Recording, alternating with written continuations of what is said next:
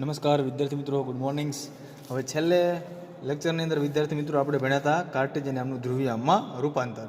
આપણને ત્રણ ફંક્શન મળ્યા હતા, એક્સ, વાય અને ઝેડ. એક્સ બરાબર શું મળ્યું હતું? R sine theta cos phi. Y બરાબર શું મળ્યું હતું? R sine theta sine phi. Z બરાબર શું મળ્યું? R cos theta. હવે વિદ્યાર્થી મિત્રો એનું કાર્ટેશિયન નામનું રૂપાંતર કેમાં કરવાનું? ધ્રુવીયામમાં. તો પહેલું છે 1/r², del upon del r. શું છે? 1/r², del upon del R. કૌંસની અંદર શું આવશે? r², del psi upon del r. એટલે 1/r², del upon del r, r² del psi upon del r, plus 1/r² sine theta del upon del theta. એટલે પેલું શું આવશે? 1/r², del upon del r, પછી r² del psi upon del r. આ યાદ રાખજો વિદ્યાર્થી, ફંક્શન છે, યાદ રાખવાનું છે. આપણે કાર્ટેશિયન નામનું રૂપાંતર કેમાં કરવું છે? ધ્રુવીયામમાં. તો 1/r² del upon del r, પછી r² del psi upon del r. શું છે? r² del psi upon del r, plus 1/r² sine theta. શું આવશે? 1/r² sine theta del upon del theta. Sine theta del psi upon del theta, plus 1/r² sine square del square psi upon del phi square. પછી છેલ્લે શું આવશે? 8π² m e h² e plus z e square upon r psi બરાબર 0. આ equation જે છે ને એને ધ્રુવીયામમાં શ્રોડિંજર સમીકરણ કહેવાય. આ એક વિદ્યાર્થી બધાએ યાદ રાખવાનું ફરજિયાત. હવે જુઓ, આપણે ઉપરનું જે આ સમીકરણ જે છે બરાબર, એને આપણે ચલાયમાન અલગીકરણ, આપણે શું કરવાનું? અલગીકરણ કરવાનું છે. અલગીકરણ ત્રણ પ્રકારે કરવાનું, આર, થીટા અને ફાઈ. આ ત્રણનું તમારે શું કરવાનું? અલગીકરણ. સૌથી પહેલું છે કે ઉપરોક્ત સમીકરણને આર, થીટા, ફાઈના સંયુક્ત વિધેય તરીકે દર્શાવીને સાદુરૂપ આપતા. સૌથી પહેલાં ઇક્વેશન આપણે બધામાં છે 1/r², del upon del R, બરાબર. પછી r² del upon del r, r, theta અને ફાઈ. સૌથી પહેલાં આપણે છે વિદ્યાર્થી મિત્રો એનું વિકલન કરશું. તો કે આરની સાપેક્ષમાં વિકલન કરશું, 1/r² del upon del r, પછી r², અહીંયા શું આવશે? Del upon del r, r, theta અને ફાઈ, પ્લસ અહીંયા શું આવશે? 1/r² sine theta del upon del theta, sine theta del sine del upon del theta, r, theta અને phi. એવી રીતના બધાને 1/r² sine square theta del square upon del phi square, તો r, theta અને phi 8π² m h² e plus Z square psi જગ્યાએ હું મૂકી દેવાનું? આર, થીટા, ફાઈ બરાબર 0. હવે વિદ્યાર્થી મિત્રો આપણે ત્રણેયને અનુલક્ષીને વિકલન કર્યું, આરની સાપેક્ષમાં, પછી થીટાની સાપેક્ષમાં અને ફાઈની સાપેક્ષમાં, બરાબર. તો સાઈ દેખાઈને અમે શું મૂક્યું? આર, થીટા અને ફાઈ. હવે જો વિદ્યાર્થી મિત્રો અહીંયા થીટા અને ફાઈ કેવા રહેશે? અચળ. એને ક્યાં લઈ લેવાનું? બહાર. એટલે થીટા અને ફાઈ ક્યાં આવે? બહાર. 1 શું છે? r², એટલે કે r² del upon del R, અંદર શું હતું? r². હવે આપણે આરનું સાપેક્ષમાં વિકલન કરવાનું છે, એટલે del r upon r, plus 1/r² sine square theta. હવે આની અંદર છે ને કોની સાપેક્ષમાં વિકલન કરવાનું છે? તો કે થીટાની સાપેક્ષમાં. તો આર અને ફાઈ ક્યાં આવતા રહેશે? બહાર. તો અહીંયા del upon del theta sine theta del theta upon del phi, બરાબર, ડેલ થીટા, પ્લસ અહીંયા આપણે વિકલન કરવાનું છે કોની સાપેક્ષમાં? ફાઈની સાપેક્ષમાં. તો આર અને થીટા ક્યાં આવતા રહેશે? બહાર આવતા રહેશે. ફાઈની સાપેક્ષમાં શું કરવાનું? વિકલન. તો આર થીટા બહાર, r² sine square theta del square phi પણ del phi square, plus 8π² m h² e plus, હવે જુઓ, ઝેડ² e આર, અહીંયા બધું નામ રહેશે. હવે ઉપરોક્ત સમીકરણને, એટલે કે આ સમીકરણ નંબરને ધારો કે તમે 3 નંબર આપી દો, તો ઉપરોક્ત સમીકરણને તમારે છે એ વિદ્યાર્થી મિત્રો r² sine square theta r, theta અને ફાઈ વડે ગુણતા. હવે દરેકને ગુણવાના છે. હવે ધારો કે હું અહીંયા પહેલું સ્ટેપ જે છે એને ગુણું, તો શું થાય? r² ઉડી જશે. પછી શું વધે? સાઇન સ્ક્વેર થીટા, થીટા અને ફાઈ, તો સાઇન સ્ક્વેર થીટા આર, બરાબર. શું વધશે? અહીંયા થીટા અને ફાઈ તો ઉડી જશે, કારણ કે થીટા અને ફાઈ આ બંને ઉડી ગયા, બરાબર. આ થીટા અને બીજું કોણ ઉડી જશે? તો કે ફાઈ. તો ફાઈ અને થીટા બંને ઉડી જશે. આ થીટા ઉડી ગયા, બરાબર. અહીંયાથી આ ફાઈ આ બંને કેન્સલ થઈ ગયા. બીજું હું અહીં નીચે તો કે આર, તો આર, બરાબર. પછી r² ઉડી ગયા. બીજું હું sine square theta del by del r, r² del r m નામ. હવે આને પાસે એને વડે ગુણો, તો કોણ કોણ ઉડી જશે? r² સાઇન થીટા તો ઉડી જશે, એક ખાલી સાઇન વધશે, પછી આર ઉડી જશે અને ફાઈ ઉડી જશે, એટલે માત્ર ખાલી કોણ છે? થીટા. તો સાઇન થીટા ના છેદમાં theta del theta upon del theta, બરાબર, અને sign theta del theta upon del theta, બરાબર. એની પછી પ્લસ અહીંયા કોણ ઉડી જશે? તો કે r² સાઇન સ્ક્વેર થીટા ઉડી જશે. બીજું કોણ ઉડશે? તો કે આર અને થીટા. તો બીજું કોણ ખાલી અહીંયા ફાઈ. તો શું વધશે અહીંયા? તો કે ખાલી ફાઈ વધશે, એટલે del square phi del phi square, એટલે 1/5 del square phi upon del phi square plus 8π² m h². અહીંયા તો 3 ઉડી જશે, ખાલી માત્ર શું વધશે? r² સાઇન થીટા બરાબર 0. હવે વિદ્યાર્થી મિત્રો જુઓ કે સાઇન સ્ક્વેર થીટાના છેદમાં આરના આર એમ નામ રહેશે, del by del r square આ એમ નામ બરોબર. અહીંયા પણ જે વસ્તુ હતી એમ નામ લખી નાખવાની બરોબર. હવે માત્ર ને માત્ર ખાલી ફેરફાર શું કરવાનો છે કે અહીંયા વિદ્યાર્થી મિત્રો જે આ પદ જે છે 1/5 ડેલ ફાઈ સ્ક્વેર એને બરાબરની ઓલી બાજુ લઈ જાઓ એટલે કેવા થઈ જાય છે માઇનસ. બાકીનું બધું સ્ટેપ એમ નામ બરોબર. હવે આ જે છે 1/5 અને del square phi upon del phi square એના બરાબર શું લેતા માઇનસ એમ સ્ક્વેર બરોબર. ચાલો આગળ એની પછી વિદ્યાર્થી મિત્રો તો કે અહીંયા તમે જોઈ શકો છો કે આપણે શું કર્યું હતું 1/5 સ્ક્વેર બરોબર. પછી શું હતું del square phi upon del phi square એના બરાબર શું ધાર્યા એમ બરોબર ને. હવે શું કરશું આપણે તો કે અહીંયા આપણે છે એ આના બરાબર એમ ધાર્યા પણ આ કેવા છે માઇનસ, તો શું માઇનસ એમ સ્ક્વેર લખવાના. એના બરાબર શું આપણે એમ સ્ક્વેર તો માઇનસ એમ સ્ક્વેર લખવાના. તો del square phi upon del phi square બરોબર. એટલે અહીંયા શું આવશે તો કે del square phi upon del phi square બરોબર. આ ફાઈ સ્ક્વેર જે છે બરોબર અહીંયા બધા દેખાય છે ને ખ્યાલ. આ ફાઈ સ્ક્વેર અહીંયા ગુણાય જાય એટલે ફાઈ એમ સ્ક્વેર થઈ જશે. આવી ગયું ફાઈ એમ સ્ક્વેર ફાઈ અને del square phi del phi square. હવે આ એમ સ્ક્વેરને આ બાજુ લઈ જાઓ એટલે કેવા થઈ જાય પ્લસ બરાબર કે 0. સમીકરણ 3માં એમ સ્ક્વેરને મૂકીને સાદુરૂપ આપતા હોય. સમીકરણમાં 3 જે હતું એ sine square theta r r del r square del r r sine theta theta del by del theta sine theta del theta by del theta plus 8 pi square M E. અને અમે જુઓ અહીંયા એમ ઈ પછી કોણ છે અહીંયા એ સ્ક્વેર બરોબર. હવે અહીંયા તમને છે આર સ્ક્વેર આપેલા છે બરાબર આર સ્ક્વેર ઈ અને સાઇન સ્ક્વેર થીટા બરોબર. અહીંયા પદ તમને આપેલું છે તે શું આવશે r square sine square theta E plus Z E M square બરાબર ને E plus Z E square upon r બરાબર કરી અને એમ સ્ક્વેર. આગળ જો એની પછી બંને બાજુએ સાઇન સ્ક્વેર થીટા વડે ભાગતા આને ભાગી નાખો એટલે ઉડી જશે. ખાલી શું વધે 1/r ડેલ બાય આર બરોબર. અહીંયા એક સાઇન વધશે નીચે બાકી બધું ઉડી જશે બરોબર. અહીંયા તે શું વધશે સાઇન સ્ક્વેર ઉડી જશે 8 પાઈ સ્ક્વેર એમ ઈ એ સ્ક્વેર બરોબર ઈ પ્લસ ઝેડ સ્ક્વેર આર બરોબર ને આર જે હતા આર સ્ક્વેર અને બરાબર કરીને એમ સ્ક્વેર. આને પણ કેના વડે ભાગી નાખવાના સાઇન સ્ક્વેર થીટા વડે. અહીં જો દેખાય ને બધાને એમ સ્ક્વેર સાઇન સ્ક્વેર થીટા. શું કામ કારણ કે બંને બાજુએ સાઇન સ્ક્વેર થીટા વડે ભાગતા.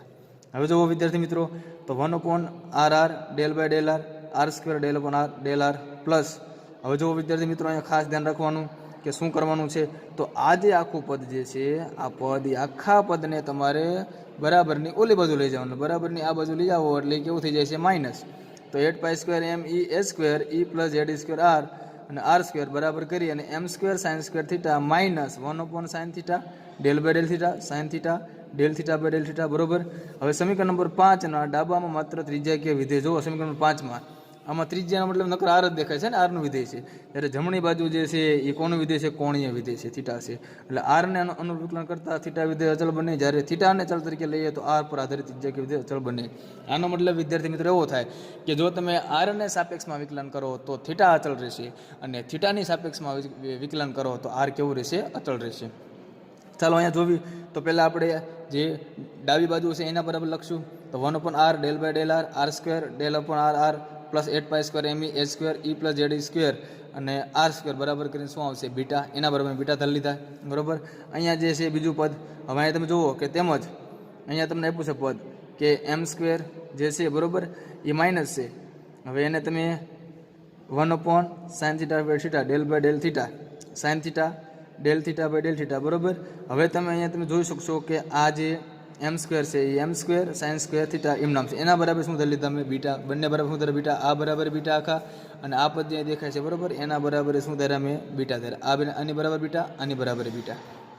હવે તો કે minus sine theta del by del theta sine theta del theta by del theta. હવે આને ઓલી બાજુ લઈ જાઓ એટલે બીટા ઓલી બાજુ કેવું થઈ જાય માઇનસ. તો beta minus m square sine square theta. હવે આનું સ્ટેપ પાછું હતું એમ નામ તે 1 sine theta del by del theta sine theta del by del theta અને ડેલ થીટા બરોબર. હવે જુઓ તમે ખાસ કરીને અહીંયા કે આ જે પદ જે છે માઇનસ એને ઉલટા લઈ જાઓ એટલે કેવું થઈ જાય પ્લસ. તો beta minus m square sine theta અને વચ્ચે કેવાય ગયા પ્લસ. શું કામ કારણ કે આ પદને આ બાજુ લઈ ગયો તેમાં બરોબર ને આ પદ માઇનસ છે ઉલટા લઈ કેવું થઈ જાય પ્લસ. બીજું તો કે 1 sine theta by del theta sine theta del theta by del theta plus beta minus m square sine square theta બરાબર કરીને 0. તો આજે મતલબ એમ થયો કે આ ઇક્વેશન જે છે છઠ્ઠું એટલે ઇક્વેશન એટલે કે ત્રિજ્યાનું બરોબર. પાંચમું ઇક્વેશન એટલે તમને ખ્યાલ જ છે 5, 6 અને 7 ત્રણ અનુક્રમે થીટા ફાઈ અને આરના વિકલન થીટા ફાઈ અને આરના સમીકરણો છે. તો અહીંયા વિદ્યાર્થી મિત્રો આ ચેપ્ટર છે એ પૂરું થાય છે.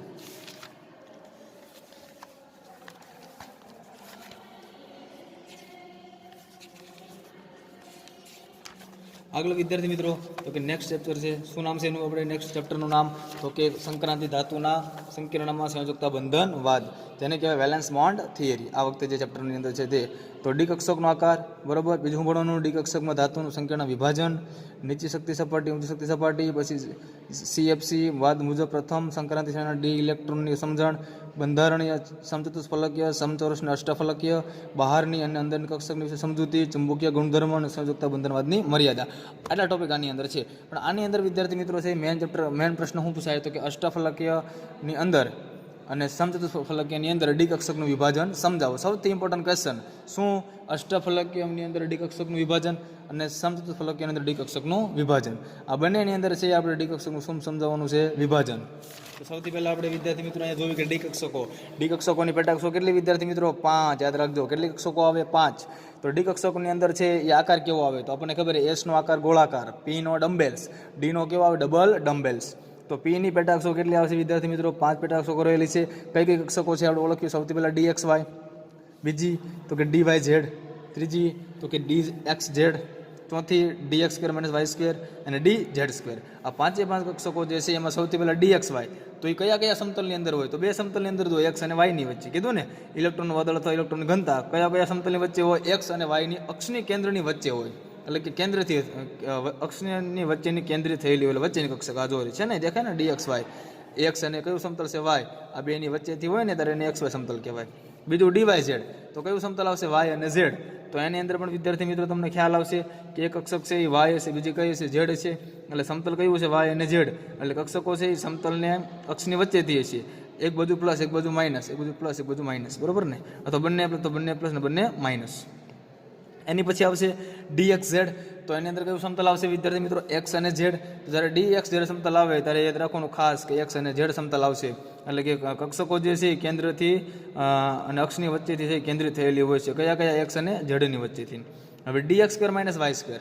તો હવે યાદ રાખવાનું, જ્યારે સ્ક્વેર આવે ને ત્યારે અક્ષો જે છે ને, જે કક્ષકો એ અક્ષની ઉપરથી જોડાયેલી હોય. એટલે જો અહીંયા છે અક્ષની ઉપરથી, ખાસ તમે ધ્યાન રાખવાનું કે કક્ષકો જે છે બરાબર એ અક્ષની ઉપરથી જોડાયેલી હોય છે. એટલે અહીંયા તમે જુઓ કે DX² - Y² અને DZ, તો અહીંયા કક્ષકો જે છે ને અક્ષની ઉપર આવેલી છે અને અહીંયા કક્ષકો છે ને વચ્ચેથી આવેલી છે, બરાબર? એટલો ફેરફાર આવશે. એટલે અક્ષની ઉપરથી એટલે DX અને DY², DX² - Y². હવે અહીંયા શું આવે? DZ². તો આ પણ કક્ષક જે છે એ અક્ષને ક્યાં આવશે? ઉપર આવશે. એમાં એક આકાર કેવો આવશે? ગોળાકાર. શું કામ? કારણ કે અહીંયા એક જ કક્ષક છે, Z² જ તે. અહીંયા X² કે Y² છે નહીં, ઓનલી ફોર X² જ છે, બરોબર ને? Sorry, Z². અહીંયા X² અને કોણ છે? Y² છે. તો યાદ રાખવાનું 5 કક્ષકો આવશે વિદ્યાર્થી મિત્રો. કઈ DXY, DYZ, DZX. બીજી DX² - Y² અને DZ². એની પછી છે સ્ફટિક ક્ષેત્રવાદની સમજૂતી આપો. તો 3 પ્રકારના એની અંદર છે એ સંકીર્ણ સંયોજનોમાં ધાતુ અને લિગેન્ડ વચ્ચે બંધ હોય. આપણને ખ્યાલ છે કે જ્યારે સંકીર્ણ સંયોજન બને ત્યારે એને બ્રેકેટમાં દર્શાવવામાં આવે, દરેક આવી રીતના. ફોર એક્ઝામ્પલ FeCN6, બરોબર? આને કહેવાય સંકીર્ણ સંયોજન. શું કામ? આને ઓળખવા માટે નિશાની શું? બ્રેકેટ.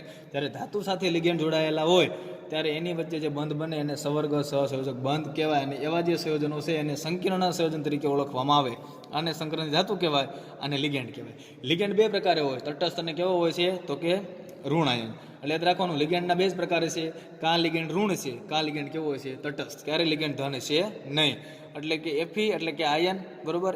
એની સાથે કોણ જોડાયેલું છે? CN. એટલે ધાતુ સાથે જ્યારે લિગેન્ડ જોડાયેલો હોય ત્યારે એમની વચ્ચે જે બંધ બને એ બંધને કયો બંધ કહેવાય? સવર્ગ સહસંયોજક બંધ. અહીંયા વિદ્યાર્થી મિત્રો છે ખાસ યાદ રાખો કે 3 પ્રકારના સ્ફટિક ક્ષેત્રવાદ સમજવાના છે. એક તો સંયોજકતા બંધનવાદ, સ્ફટિક ક્ષેત્રવાદ, અણુકક્ષકવાદ. પણ આપણે માત્ર કયો સમજવાનો છે? સ્ફટિક ક્ષેત્રવાદ. તો સ્ફટિકનો મતલબ એવો થાય છે કે જેને ક્રિસ્ટલ ફિલ્ડ થિયરી કહેવાય, જેને CFT કહેવાય, કે જેની અંદર છે એ 5 ડી કક્ષકોનું છે એ વિભાજન કરવામાં આવે.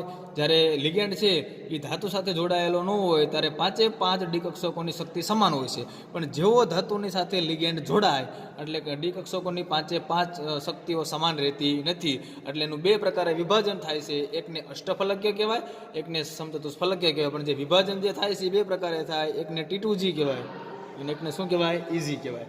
એટલે કુલ જે છે એ વિભાજન 2 પ્રકારે થશે, T2G અને EG. T2G એટલે તમને ખ્યાલ છે એમાં 3 કક્ષકો આવશે, DXY, DYZ અને DXZ, બરોબર ને? સોરી, અહીંયા ભૂલ છે વિદ્યાર્થીઓ, અહીંયા DXY, DYZ અને DZX. આ 3 કક્ષકો છે એને T2G કહેવાય. આ 2 કક્ષકો હોય એને શું કહેવાય? EG કહેવાય છે. ચાલો આપણે સૌથી પહેલાં જોવી તો કે સ્ફટિક ક્ષેત્રવાદની શરૂઆત કોને કરી હતી તો કે 1951માં છે બેથી અને વાનલેક નામના વૈજ્ઞાનિક જે છે એને સૌથી પહેલાં સ્ફટિક ક્ષેત્રવાદની રજૂઆત કરી. સ્ફટિક ક્ષેત્રવાદની અંદર છે એ સંકીર્ણ સંયોજન રચના સમજાવવામાં આવી. હવે સંકીર્ણ સંયોજન કોને કહેવાય તો કે જ્યારે કોઈ પણ ધાતુ સાથે લિગેન્ડ જોડાયેલા હોય ત્યારે એની વચ્ચે જે સવર્ગ સહસંબંધ બને એને કહેવાય સ્ફટિક ક્ષેત્રવાદ. અને સૌ પ્રથમ 1929માં બેથ નામના વૈજ્ઞાનિકે, ત્યારબાદ 1932માં સ્કાલ નામના વૈજ્ઞાનિકે અને પેની આ બંને વૈજ્ઞાનિક જે છે એને સૌથી પહેલાં સંક્રાંતિ ધાતુના સંકીર્ણોમાં વધુ ઉપયોગિતા આપી. એટલે એને સંકીર્ણ સંયોજનો જે છે એની સમજૂતી માટે સંક્રાંતિ ધાતુથી જેટલા પણ સંકીર્ણ સંયોજનો બને એના વિશે માહિતી આપી. એટલે ખાસ યાદ રાખો કે સૌથી વધારે સંકીર્ણ સંયોજન કોના માટે બને તો કે સંક્રાંતિ ધાતુ માટે. કારણ કે સંક્રાંતિ ધાતુ એક જ એવી છે કે જેમાં ખાલી ડી કક્ષકો આવેલી હોય છે, અને ડી કક્ષકો આવેલી હોય છે એટલે એની અંદર છે એ લિગેન્ડ જોડાય છે, અને લિગેન્ડ જ્યારે જોડાય છે ત્યારે એની વચ્ચે સવર્ગ સહસંયોજક બંધ બને છે, અને સવર્ગ સહસંયોજક બંધ બને એટલા માટે એને આપણે શું કહેવું સંકીર્ણ સંયોજનો. એની ઉપર જેને ચુંબકીય ગુણધર્મ સમજાયો તો આપણને ખ્યાલ છે, આપણે ભણી ગયા 12થની અંદર કે ચુંબકીય ગુણધર્મ બે પ્રકારના આવે, અનુચુંબકીય અને પ્રતિચુંબકીય. હવે ખાસ એ જોવાનું કે જ્યારે તમે એક ધાતુની ખાલી ડી કક્ષકની અંદર જ્યારે ઇલેક્ટ્રોનને ગોઠવો છો અને ઇલેક્ટ્રોનને ગોઠવ્યા પછી જો લિગેન્ડ પ્રબળ હોય તો એની ફેર ગોઠવણી થાય, જો એ લિગેન્ડ નિર્બળ હોય તો ફેર ગોઠવણી થતી નથી. અને જ્યારે ઇલેક્ટ્રોન છે એ અયુગ્મીમાંથી યુગ્મિત થાય ત્યારે ગુણધર્મ કયો આવે પ્રતિચુંબકીય. એટલે અહીંયા ખાસ યાદ રાખજો કે બે પ્રકારના ગુણધર્મ આવશે, એક તો પ્રતિચુંબકીય અને બીજો કયો આવશે અનુચુંબકીય. પ્રતિચુંબકીય કોને કે અનુચુંબકીય કોને કહેવાય? જ્યારે ઇલેક્ટ્રોન કોઈ પણ એક અયુગ્મિત રહી જાય ત્યારે એને અનુચુંબકીય કહેવાય, જ્યારે બધા જ ઇલેક્ટ્રોન છે યુગ્મિત થઈ જાય ત્યારે એને શું કહેવાય પ્રતિચુંબકીય. એની પછી આગળ જોવો તો કે ઇલ્સ અને હાર્ટમેન નામના વિજ્ઞાન સૌપ્રથમ છે એ Tt(H2O6) નો શોષણ વર્ણપટ નિર્બળ શા માટે મળે છે? જુઓ Tt(H2O6) બરોબર, એનો વર્ણપટ છે નિર્બળ મળે. શા માટે? કારણ કે આ લિગેન્ડ પોતે જ નિર્બળ છે, એટલા માટે એનો શોષણ વર્ણપટનો મતલબ એમ કે ટિટેનિયમ જે ધાતુ છે એ ઇલેક્ટ્રોનનું શોષણ કરશે, શોષણ કરી અને નીચલી શક્તિ સપાટીમાંથી ક્યાં જશે? ઉપરની શક્તિ સપાટીમાં. એટલે આપણે એને શું કહેવાય ઉત્તેજિત અવસ્થા. એટલે જ્યારે કોઈ પણ પદાર્થ છે, જ્યારે કોઈ પણ તત્વ છે, જ્યારે ઇલેક્ટ્રોનનું શોષણ કરે ત્યારે નીચલી શક્તિ સપાટીમાંથી એટલે કે વર્ણપટ જે છે એ તમને કેવો દેખાશે? નિર્બળ દેખાશે. અને આના વિશેની માહિતી 1952માં ઓર્ગલ નામના વૈજ્ઞાનિકે ધાતુ સંકીર્ણની સ્થિરતાની સમજૂતી આપી તથા શોષણ વર્ણપટની અગત્યતા આપી. જો એને 1952ની અંદર ઓર્ગલ નામના વૈજ્ઞાનિકે સૌથી પહેલાં ધાતુ સંકીર્ણની સ્થિરતા સમજાવી. હવે સ્થિરતા કોની વધારે હોય તો આપણને ખ્યાલ છે કે જેની એનર્જી, જેની ઉર્જા ઓછી એની સ્થિરતા કેવી? વધારે. બરોબર, જેની ઉર્જા વધારે એની સ્થિરતા કેવી? ઓછી.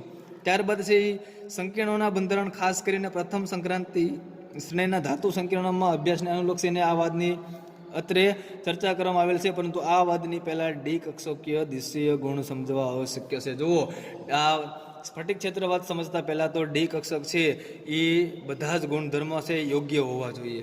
સૌથી પહેલો ગુણધર્મ એ કે ડીની પેટાક્ષકો 5 આવેલી હોવી પડે. 5 ડી કક્ષકો છે એ ખાલી હોવી પડે, તો જ એની અંદર છે એ લિગેન્ડના ઇલેક્ટ્રોન આવશે. અને લિગેન્ડના ઇલેક્ટ્રોન જ્યારે એની અંદર આવે ત્યારે જ ઇલેક્ટ્રોન છે એ સમાવી શકાય છે. કારણ કે બધી ડી કક્ષકો સમતુલ્ય નથી. કીધું ને, શું કામ સમતુલ્ય નથી? કારણ કે મેં તમને કીધું એમ કે જ્યારે લિગેન્ડ છે જ્યારે ધાતુ સાથે જોડાયેલા નહોતા ત્યારે 5 ડી કક્ષકોની ઉર્જા કેવી હતી? સમાન. પણ જેવા ધાતુની સાથે લિગેન્ડ જોડાણા એટલે ડી કક્ષકનું વિભાજન થઈ ગયું, એટલે એનું સમશક્તિ પણ દૂર થયું, એટલે એના 2 ભાગ પડ્યા. બરોબર, એકને T2G કીધા, એકને શું કીધા આપણે? EG. એટલે આમ ડી કક્ષકોનું 2 પ્રકારે વિભાજન થાય છે, T2G અને EG. આગળ જુઓ તો કે આ વાદમાં સંકીર્ણમાં રહેલા, આપણને ખબર છે કે સંકીર્ણ સંયોજનમાં કોણ હોય? કેન્દ્રસ્થ અહીંયા છે તે. જો કેન્દ્રમાં કોણ? હંમેશા ધાતુ. ફરતે કોણ ફરતું હોય? લિગેન્ડ. લિગેન્ડ છે એ 2 પ્રકારના આવશે, 4 અને 6. યાદ રાખજો. વર્નર નામના વૈજ્ઞાનિકે સૌપ્રથમ લિગેન્ડની રજૂઆત કરી હતી, અથવા વર્નર નામના વૈજ્ઞાનિકે સૌપ્રથમ છે એ સંકીર્ણ સંયોજન આપ્યું છે, જેને વર્નરનો સિદ્ધાંત તરીકે ઓળખવામાં આવે છે. એટલે એની અંદર 2 લિગેન્ડ આવશે, 4 અને 6. 4 આવે ત્યારે કયો આકાર આવે? સમચતુષ્ફલકીય. 6 આવે ત્યારે કયો આવશે? અષ્ટફલકીય. આગળ એની પછી વિદ્યાર્થી મિત્રો તો કે કેન્દ્રસ્થ ધાતુ આયન ઘન આયન ગણવામાં આવે છે, જે ઋણ અથવા કેવા હોય છે? તટસ્થ લિગેન્ડ કે જેની આસપાસ એકલ યુગ્મ ઇલેક્ટ્રોન હોય તેના વડે ઘેરાયેલા હોય છે. એનો મતલબ એમ થયો કે સંકીર્ણ સંયોજનની અંદર ધાતુની ફરતે કોણ જોડાયેલું હોય? લિગેન્ડ. લિગેન્ડ 2 પ્રકારના હોય, તટસ્થ અથવા કેવા? ઋણ. અને કોની સાથે કોની ફરતે છે એ ઘેરાયેલા હોય તો કે ધાતુની ફરતે. જો લિગેન્ડ તટસ્થ હોય તો ઉદાહરણ તરીકે તમે લઈ શકો એમોનિયા, અને લિગેન્ડ તો આ અણુ દ્વિધ્રુવીયનો ઋણ છેડો ધાતુ આયન તરફ રહેલો હોય. જો એનો NH3 છે એ લિગેન્ડ કેવો છે? તો કે તટસ્થ. અને એનો દ્વિધ્રુવીયનો અણુ જે છે બરાબર અથવા દ્વિધ્રુવીયનો ઋણ છેડો છે એ ધાતુ આયન તરફ રહેલો હોય છે. આમ કેન્દ્રસમાં ધાતુ આયન અને લિગેન્ડ વચ્ચેનું આકર્ષણ ધન આયન અને ઋણ આયન વચ્ચેના આકર્ષણને સમાન ગણવામાં આવે. જો કેન્દ્ર અને લિગેન્ડ વચ્ચેનું આકર્ષણ બળ એટલે કયું તો કે ધન આયન ને ઋણ આયન વચ્ચેનું આકર્ષણ. એટલે આમ વિદ્યાર્થી મિત્રો છે એ ધન આયન અને ઋણ આયન વચ્ચેનું જે આકર્ષણ જે છે એ જોવા મળે છે.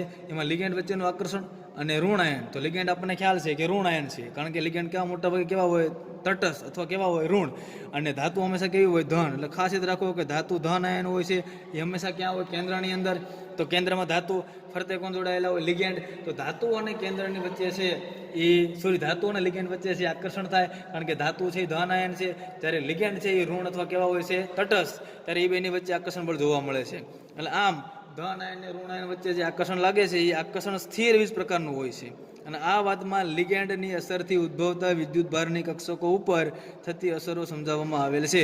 એટલે આમ આકર્ષણ જે છે ને એ શુદ્ધ સ્થિર પ્રકારનું છે, એટલે કે બંને બાજુ આકર્ષણ સરખું લાગે છે. એટલે ધન આયન અને ઋણ આયનનું આકર્ષણ સરખું છે, લિગેન્ડ અને કેન્દ્ર વચ્ચે પણ લાગતું આકર્ષણ બળ પણ કેવું છે સમાન છે. આગળ એની પછી વિદ્યાર્થી મિત્રો તો કે સ્ફટિક લેટાઇસમાં રહેલા ધાતુ આયન પર લિગેન્ડ વિદ્યુત ભારની આંતરક્રિયાથી વિશિષ્ટ પ્રકારનું ક્ષેત્ર ઉદ્ભવે છે, તેથી આ વાદને સ્ફટિક ક્ષેત્રવાદ કહેવામાં આવે છે. અહીંયા વાક્ય યાદ રાખજો ખાસ કે સ્ફટિક લેટાઇસમાં, એટલે કે સ્ફટિકો જે છે બરોબર એને ક્રમમાં ગોઠવવામાં આવે. જેમ કે NaCl આપણે એને સ્ફટિક લેટાઇસ કહીએ છીએ. શા માટે? કારણ કે એની બાજુમાં Cl ધન એની બાજુમાં ઋણ આયન, એવી રીતે તમે ક્રમમાં જે ગોઠવણી કરો એને સ્ફટિક લેટાઇસ કહેવાય. તો સ્ફટિક લેટાઇસમાં રહેલા ધાતુ આયન ઉપર લિગેન્ડના વિદ્યુત ભારના શું કીધું ધાતુ આયન પર લિગેન્ડના વિદ્યુત ભારની આંતરક્રિયાથી, એટલે ધાતુ આયન જે છે એની ઉપર લિગેન્ડના વિદ્યુત ભારની આંતરક્રિયાથી વિશિષ્ટ પ્રકારનું ક્ષેત્ર ઉત્પન્ન થાય. એટલે ધાતુ ઉપર છે ને લિગેન્ડનો વિદ્યુત ભારને લીધે આંતરક્રિયા થશે, કારણ કે ધાતુની ફરતે કોણ જોડાયેલું હોય લિગેન્ડ, અને ધાતુની ફરતે જ્યારે લિગેન્ડ જોડાયેલું હોય ત્યારે ધાતુની ઉપર લિગેન્ડના વિદ્યુત ભારની આંતરક્રિયાથી એક વિશિષ્ટ પ્રકારનું ક્ષેત્ર ઉત્પન્ન થાય, અને જે વિશિષ્ટ પ્રકારનું જે ક્ષેત્ર ઉત્પન્ન થાય એને સ્ફટિક ક્ષેત્રવાદ તરીકે ઓળખવામાં આવે છે. આગળ જો વિદ્યાર્થી મિત્રો એની મુખ્ય ધારણાઓ, તો સ્ફટિક ક્ષેત્રવાદની મુખ્ય 10 ધારણાઓ છે બરોબર. એક્ઝામની અંદર બહુ પૂછાતી નથી, ખાલી આપણે યાદ રાખવાની છે કે સૌથી પહેલાં તો છે મુક્ત ધાતુ આયનમાં 5 કક્ષકો સમશક્તિ ધરાવતી હોવી જોઈએ. જો કે કોઈ પણ ધાતુ છે બરોબર, એ ધાતુની અંદર 5 ડી કક્ષકોની શક્તિ કેવી હોવી પડે સમાન. બીજો છે કે આ વાત પ્રમાણે લિગેન્ડ અને ધાતુ આયન વચ્ચે સંમિશ્રણ થઈ સહસંયોજક બંધ અથવા અન્ય કોઈ પ્રકારનો બંધ બનતો નથી, પરંતુ માત્ર તેમની વચ્ચે સ્થિર વીજ આકર્ષણ. જુઓ અહીંયા મેં પહેલાં જ કીધું છે કે લિગેન્ડ અને ધાતુની વચ્ચે ક્યારેય સહસંયોજક બંધ કે આયોનિક બંધ બનતો નથી. હંમેશા એમાં કયો બંધ બને? સવર્ગ સહસંયોજક બંધ. શા માટે? કારણ કે એક પરમાણુ છે ઇલેક્ટ્રોન આપી દે છે, બીજો પરમાણુને ઇલેક્ટ્રોનને મેળવી લે છે, એટલે ઇલેક્ટ્રોનની આપલે કે ઇલેક્ટ્રોનની ભાગીદારી થતી નથી. એટલા માટે અહીંયા ધાતુ અને લિગેન્ડની વચ્ચે સહસંયોજક બંધ બનતો નથી.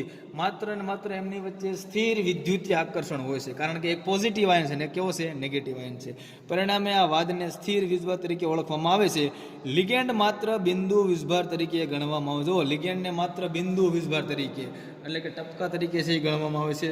મુક્ત ધાતુ આયનની અંદર જેમાં 5 કક્ષકો સમશક્તિત્વ ધરાવતી હોય છે અને તેની સાથે લિગેન્ડ જોડાય ત્યારે છે સમશક્તિપણું નષ્ટ પામે છે. આપણે આગળ હમણાં આવી ગયું મેં કીધું એમ કે જ્યારે ધાતુ છે બરોબર એકલી હોય છે, મુક્ત હોય છે, ત્યારે એની 5 ડી કક્ષકોની શક્તિ કેવી હોય છે સમાન. પણ જ્યારે એ જ ધાતુની સાથે જ્યારે લિગેન્ડ જોડાય છે ત્યારે એની 5 કક્ષકોની સમશક્તિ શું પામે છે? નાશ પામે છે. શું કામ? કારણ કે લિગેન્ડ છે એ ધાતુ સાથે જોડાવાથી એની 5ની સમાન શક્તિ છે એ સમાન શક્તિ રહેતી નથી, એટલે એનું સમશક્તિત્વ શું પામે છે? નષ્ટ પામે છે. એની પછી તો કે સ્વતંત્ર ધાતુ આયનની નજીક લિગેન્ડ આવે છે. શું કીધું? સ્વતંત્ર ધાતુ આયનની નજીક કોણ આવે? લિગેન્ડ આવે છે.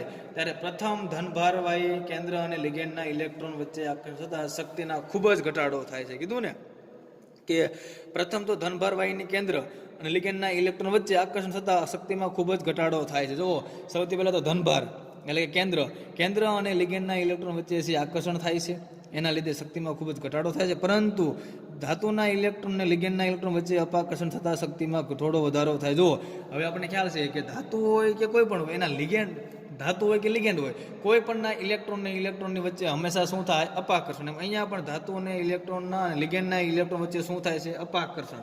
હવે યાદ રાખજો અહીંયા જ્યારે આકર્ષણ આવે ને વિદ્યાર્થી મિત્રો ત્યારે અહીંયા ઘટાડો થશે, એટલે કે સ્ફટિક ક્ષેત્રવાદની અંદર ઊંધું છે કે જ્યારે આકર્ષણ થાય ત્યારે શક્તિમાં ઘટાડો થાય અને અપાકર્ષણ થાય ત્યારે શક્તિમાં વિદ્યાર્થી મિત્રો વધારો થાય. એટલે બે ઘટના જોવા મળે કે જો આકર્ષણ થાય તો ઘટાડો થશે, અપાકર્ષણ થાય તો શક્તિમાં શું થશે? વધારો થશે. બીજું તો કે પરિણામે આકર્ષણ અને અપાકર્ષણ પરિબળોની આંતરક્રિયાના અંતે ડી કક્ષકનું સમશક્તિત્વ દૂર થાય છે. કીધું ને કે પરિણામે આકર્ષણ અથવા અપાકર્ષણ પરિબળોની આંતરક્રિયાઓને અંતે, એટલે કે આપણને ખ્યાલ છે કે આની અંદર બે પ્રકારની ક્રિયાઓ થાય છે, કારણ કે ધાતુ અને લિગેન્ડ વચ્ચે આકર્ષણ થશે, પણ ધાતુ અને લિગેન્ડના ઇલેક્ટ્રોન વચ્ચે શું થશે? અપાકર્ષણ. એટલે કે આકર્ષણ અને અપાકર્ષણ પરિબળોને આંતરક્રિયાના અંતે ડી કક્ષકનું સમશક્તિત્વ દૂર થાય છે અને ડી કક્ષકનું શું થાય છે? વિભાજન. આ ઘટનાને સ્ફટિક ક્ષેત્ર વિભાજન કહેવામાં આવે છે. એટલે કે જ્યારે વિદ્યાર્થી મિત્રો છે એ લિગેન્ડ અને ધાતુના ઇલેક્ટ્રોન વચ્ચે આકર્ષણ અને અપાકર્ષણ થાય છે ત્યારે ધાતુની 5 ડી કક્ષકોનું છે એ સમશક્તિપણું દૂર થાય છે, એટલે કે સમાન શક્તિઓ રહેતી નથી અને પછી ડી કક્ષકોનું વિભાજન થાય છે અને ડી કક્ષકનું જે વિભાજન તે થાય છે એને સ્ફટિક ક્ષેત્રવાદનું અથવા સ્ફટિક ક્ષેત્ર વિભાજન તરીકે ઓળખવામાં આવે છે. એટલે જ્યારે લિગેન્ડ છે એ ધાતુ સાથે જોડાયેલો નહોતો ત્યારે ધાતુની 5 ડી કક્ષકોની શક્તિ કેવી હતી? સમાન. પણ જેવો એની અંદર એની સાથે વિદ્યાર્થી મિત્રો લિગેન્ડ જોડાણો એટલે 5 ડી કક્ષકોનું વિભાજન થઈ ગયું, જેને સ્ફટિક ક્ષેત્ર વિભાજન તરીકે ઓળખવામાં આવે છે. આગળ એની પછી વિદ્યાર્થી મિત્રો તો કે અહીંયા તમને ખ્યાલ છે, જો પેલો છઠ્ઠો મુદ્દો કે ક્ષેત્રની સમિતિ ધાતુની નજીક આવતા લિગેન્ડની દિશા અને તેના પ્રકાર પર આધાર રાખે. જુઓ, કોઈ પણ જે સ્ફટિક ક્ષેત્ર છે એની સમિતિ જે છે એ ધાતુ આયનને નજીક આવતા લિગેન્ડની દિશા અને પ્રકાર પર આધાર રાખે છે. જે કક્ષકો લિગેન્ડની દિશામાં હોય તે અપાકર્ષણ. જુઓ, જે લિગેન્ડની દિશામાં જોડાશે ને, જે કક્ષકો છે એ લિગેન્ડની દિશામાં જોડાય છે તો અપાકર્ષણ થશે અને વધારે ઉત્તેજિત થાય છે, અને જે કક્ષકો લિગેન્ડની દિશાથી દૂર હોય તે આકર્ષણ અનુભવશે. જુઓ, જે લિગેન્ડની દિશામાં જોડાય છે એ અપાકર્ષણ અને જે લિગેન્ડથી દૂર જોડાય છે એ શું થશે? આકર્ષણ. એટલે જે કક્ષકો લિગેન્ડની દિશામાં જોડાય છે એની વચ્ચે અપાકર્ષણ થશે અને વધારે ઉત્તેજિત થશે, અને જે કક્ષકો લિગેન્ડની વિરુદ્ધ દિશામાં અથવા લિગેન્ડથી જે દૂર જોડાય છે તો એની વચ્ચે આકર્ષણ થશે. અને ધારો કે લિગેન્ડ અક્ષની ઉપરથી તો ધાતુ આયન સાથે જોડાયેલ હોય તો અક્ષ ઉપર આવેલા કક્ષકો dx² - y² dz કક્ષકો સૌથી વધુ આંતરક્રિયા. જુઓ, હવે લિગેન્ડની દિશાનો મતલબ એમ કે કોઈ પણ કક્ષકો છે એ ધાતુ આયનને અક્ષની ઉપરથી જોડાય, એટલે કોઈ પણ ધાતુ જે છે અથવા ધારો કે કોઈ લિગેન્ડ છે એ અક્ષની ઉપરથી ધાતુ આયન સાથે જોડાયેલ હોય તો તે અક્ષ ઉપર છે એ સૌથી વધારે શું જોવા મળે? અપાકર્ષણ. એટલે આનો મિનિંગ વિદ્યાર્થી મિત્રો એવો થાય કે કોઈ પણ લિગેન્ડ છે એ જ્યારે અક્ષની ઉપરથી જોડાય છે અથવા કોઈ લિગેન્ડ અક્ષની ઉપરથી ધાતુ સાથે જોડાય છે ત્યારે એની વચ્ચે અપાકર્ષણ કેવું હોય? સૌથી વધારે. હવે જો અહીંયા ક્ષેત્રની પ્રબળ અસર તેના પર થતા વધુ અપાકર્ષણ અનુભવતા તેમની શક્તિમાં વધારો થાય છે, પરંતુ આ બંને કક્ષકોની શક્તિ સમાન રહે છે. જ્યારે અક્ષની વચ્ચે રહેલી કક્ષકો, જુઓ, જ્યારે અક્ષની ઉપરથી જોડાય ત્યારે એની વચ્ચે અપાકર્ષણ કેવું? સૌથી વધારે, કારણ કે એ ક્ષેત્રની છે એ પ્રબળ અસર છે. કારણ શું કામ? કારણ કે કક્ષકો જે છે એ ધાતુ આયનને અક્ષની ઉપરથી જોડાય છે, અને જ્યારે લિગેન્ડ છે એ કક્ષકોની ઉપર એટલે અક્ષની ઉપરથી જોડાય ત્યારે એની શક્તિની અંદર શું થાય છે? વધારો, અને સૌથી વધારે શું થાય છે? અપાકર્ષણ. બીજું કીધું છે કે અપાકર્ષણ એટલા માટે સૌથી પહેલા કક્ષક કઈ આવશે? dx² - y² dz² કે જેની શક્તિ કેવી? સૌથી વધારે. બીજું કે જ્યારે અક્ષની વચ્ચે રહેલી કક્ષકો dxy dyz dzx જે ઋણભારિત ક્ષેત્રની અસર પ્રમાણમાં ઓછી થાય છે અને ઓછું અપાકર્ષણ થતા શક્તિમાં ઘટાડો થતા આ કક્ષકો સ્થિરતા પ્રાપ્ત કરે છે. એટલે જુઓ, જે અક્ષની વચ્ચેથી જોડાય છે ને વિદ્યાર્થી મિત્રો, આપણે જોઈએ અહીંયા, આ જુઓ તમે એક્ઝામ્પલ તરીકે, આ જે અક્ષની વચ્ચેથી જે જોડાય છે ને એની વચ્ચે અપાકર્ષણ કેવું થાય? ઓછું. પણ જે અક્ષની ઉપરથી જોડાય છે એનું લિગેન્ડ અને ધાતુ વચ્ચે અપાકર્ષણ કેવું થાય? સૌથી વધારે થાય છે. એટલે જે કક્ષકો છે એ અક્ષની ઉપરથી જોડાય છે એનું અપાકર્ષણ શક્તિ વધારે છે, જે અક્ષની વચ્ચેથી જોડાય છે એનું અપાકર્ષણ કેવું છે? ઓછું છે. એની પછી વિદ્યાર્થી મિત્રો તો કે શક્તિમાં ઉદ્ભવતા તફાવતના કારણે 5 ડી કક્ષકોનું બે વિભાગમાં વિભાજન થાય છે. હમણાં મેં કીધું એમ કે dxy dyz dzx જેને T2G તરીકે ઓળખવામાં આવે છે, જેને DE તરીકે ઓળખવામાં આવે. બીજા વિભાગમાં શું આવે? dx² - dy² અને dz² અને ઇઝી કહેવામાં આવે છે. એટલે એક ઇઝીમાં વિભાજન થશે, એક T2Gમાં. T2G અને કોણ? ઇઝી. T2Gમાં 3 કક્ષકો, ઇઝીમાં કેટલી? 2 કક્ષકો. બરોબર ને? આગળ જોયું તો કે લિગેન્ડની ગેરહાજરીમાં 5 ડી કક્ષકો સમાન હતી. જુઓ, હમણાં આગળ આવી ગયું 2-3 વાર મેં તમને કીધું કે જ્યાં સુધી ધાતુની આયનની ફરતે લિગેન્ડ જોડાયેલા નહીં હોય ત્યાં સુધી એની કક્ષકો છે સમાન હશે, પણ જેવા છે ધાતુની ફરતે લિગેન્ડ જોડાય એટલે 5 ડી કક્ષકોનું શું થઈ જાય? વિભાજન થઈ જાય. બીજું કે બે સમૂહમાં T2G અને EG કક્ષકોમાં વિભાજન થાય છે, જેને સ્ફટિક ક્ષેત્ર વિભાજન કહેવામાં આવે છે. હવે અહીંયા વિદ્યાર્થી મિત્રો T2G અને EG વચ્ચેનો તફાવત શું છે એમ તો બંને વચ્ચે તફાવત છે વિદ્યાર્થી મિત્રો 1.0 આવશે. કેટલો તફાવત? 1.0. એનો મતલબ એમ થશે કે ઇલેક્ટ્રોનની ઓછી શક્તિ ધરાવતી T2G કક્ષકમાં ગોઠવાઈને વધુ સ્થિરતા પ્રાપ્ત કરે છે. ઇલેક્ટ્રોન T2G કક્ષકમાં ગોઠવાઈને વધુ સ્થિરતા પ્રાપ્ત કરશે. ઇલેક્ટ્રોન T2G કક્ષકમાં દાખલ થતા -0.4 ડેલ્ટા એકમ જેટલી સંકીર્ણ સ્થિરતા પ્રાપ્ત કરે છે. જો એટલે T2G ની વેલ્યુ કેટલી આવશે? -0.4 અને શક્તિમાં ઘટાડો થતા હોવાથી ઋણ નિશાની વડે દર્શાવવામાં આવે છે અને વધુ શક્તિ ધરાવતી EG કક્ષકમાં ઇલેક્ટ્રોન દાખલ થતા સંકીર્ણ સ્થિરતામાં 0.6 જેટલી ઘટે છે. એટલે યાદ રાખજો કે T2G ની છે -0.4 આવશે. એટલે લિખિત નાખું છું ખાસ કે T2G ની -0.4 અને EG ને 0.6 વેલ્યુ ખાલી યાદ રાખવાની છે. ટોટલ બેનો સરવાળો કરો એટલે સરવાળો એક થશે. શું કામ? કારણ કે 3 કક્ષકો છે એ T2G ની અને 2 કક્ષકો કોની? EG ની. હવે મિત્રો તમને કંઈ મેથડ સમજાવું છું, સાવ ઇઝી છે, બરોબર? તમને ખ્યાલ આવશે કે T2G માં 3 કક્ષકો કુલ કેટલી? 5. 3/5 કરો એટલે તમને એના વેલ્યુ છે મોટા ભાગે 0.6 મળશે. EG માં 2 અને 5. એટલે અહીંયા તમે જુઓ કે 3 કક્ષકો આવી ગઈ, બાકી કેટલી રહી? 2. અહીંયા 2 આવી ગઈ, કેટલી બાકી રહી? 3. એટલે T2G માં જુઓ 3 કક્ષકો આવી, બાકી કેટલી રહી? 2. 2/5. એવી રીતના EG માં કેટલી કક્ષકો આવે? 2. બાકી કેટલી રહી? 3. તો 3/5. આગળ તો કે T2G અને EG કક્ષકમાં દાખલ થતા શક્તિના મૂલ્યમાં જે ફેરફાર થાય છે તેને સ્ફટિક ક્ષેત્ર અથવા સ્થિર કણ શક્તિ તરીકે ઓળખવામાં આવે. જો શું કીધું કે ઇલેક્ટ્રોન T2G અને EG કક્ષકમાં દાખલ થતા શક્તિના મૂલ્યમાં, શક્તિ એટલે કે એનર્જીના મૂલ્યમાં જે ફેરફાર થાય છે તેને સ્ફટિક ક્ષેત્ર તરીકે ઓળખવામાં આવે છે. અને મોટાભાગના સંકીર્ણ મેં કીધું એમ કે 6 અથવા 4 સૌરગાંક ધરાવતા હોય. સૌરગાંક એટલે કાંઈ નહીં વિદ્યાર્થી મિત્રો, ધાતુ આયન સાથે જોડાયેલા લિગેન્ડની સંખ્યા, બરોબર ને? જો 4 હોય તો સમજો તો ફલકીય, 6 હોય તો આખું બંધ કરીને લખી નાખવાનું અષ્ટફલકીય, અને 4 સૌરગાંક ધરાવતા હોવાથી એને ફલકીય કહેવાય અને 6 માટે શું કહેવાય? અષ્ટફલકીય. તો આમ વિદ્યાર્થી મિત્રો અહીંયા છે આપણે એની 10 ધારણાઓ છે એ પૂર્ણ કરવી છે. પૂછાતી નથી વિદ્યાર્થી મિત્રો, બહુ ઇમ્પોર્ટન્ટ નથી, પણ ખાલી એકવાર વાંચવી જરૂરી છે. હવેનો જે પ્રશ્ન આવશે કે અષ્ટફલકીય ક્ષેત્રમાં ડી કક્ષકનું વિભાજન છે, સૌથી વધારે મિત્રો અગત્યનો છે. આનો મતલબ એમ થાય કે એને ML6 પણ કહેવાય. શું કામ? કારણ કે એમ એટલે કે ધાતુ, અને ધાતુની ફરતે કેટલા લિગેન્ડ? 6, એટલા માટેનો આકાર કેવો આવે? અષ્ટફલકીય.